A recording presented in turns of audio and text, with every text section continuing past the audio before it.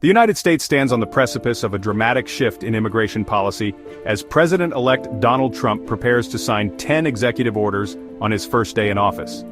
These orders represent a hardline approach to border security and immigration enforcement. Central to Trump's plan is the declaration of a national emergency at the southern border. This will empower the president to deploy the military and National Guard. The orders aim to reshape the United States' approach to immigration. They signal a departure from previous policies and a commitment to Trump's campaign pledges. The coming days will reveal the full extent of these changes and their impact on the nation.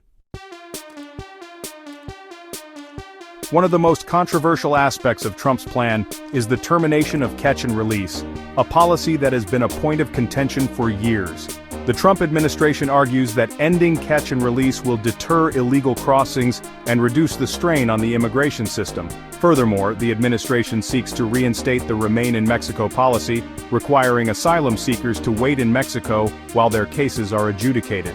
The construction of a wall along the U.S.-Mexico border remains a priority. These measures demonstrate the administration's commitment to securing the border. Perhaps the most significant and contentious executive order seeks to end birthright citizenship. This principle, enshrined in the 14th Amendment, guarantees citizenship to anyone born on U.S. soil, regardless of their parents' immigration status. Critics of birthright citizenship argue that it encourages illegal immigration and creates a pathway to citizenship for the children of undocumented immigrants. The legality of ending birthright citizenship through executive order is likely to face immediate legal challenges. The 14th Amendment clearly states that all persons born in the United States are citizens.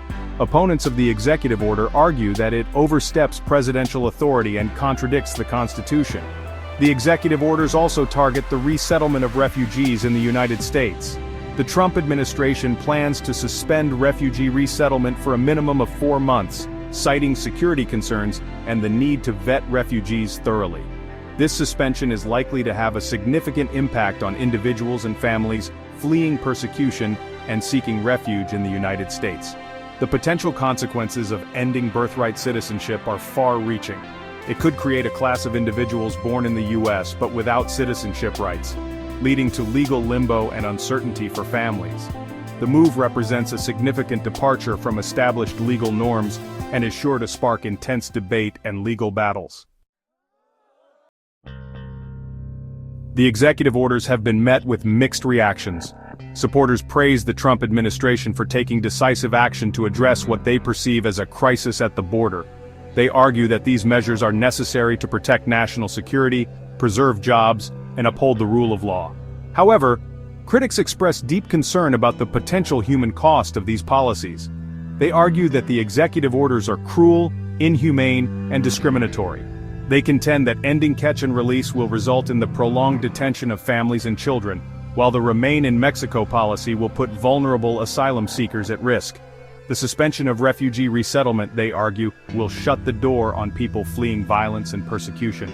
They also raise concerns about the targeting of specific drug cartels as foreign terrorist organizations, arguing that it could further destabilize the region and lead to increased violence.